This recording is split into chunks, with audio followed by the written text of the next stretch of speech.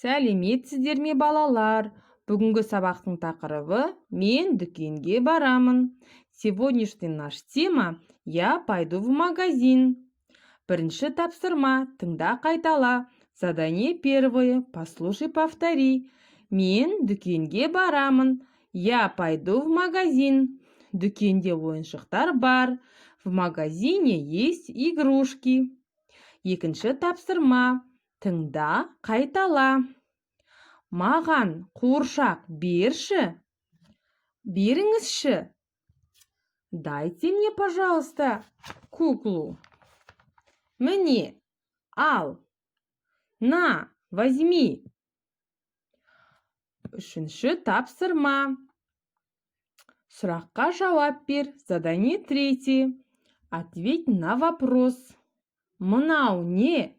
Что это? Ребята, как вы думаете, что это? На казахском языке отвечайте. Төртінші тапсырма. Сұраққа жауап бер, суретін сал. Ответ на вопрос нарисуй. Сен не саласың? Что ты рисуешь?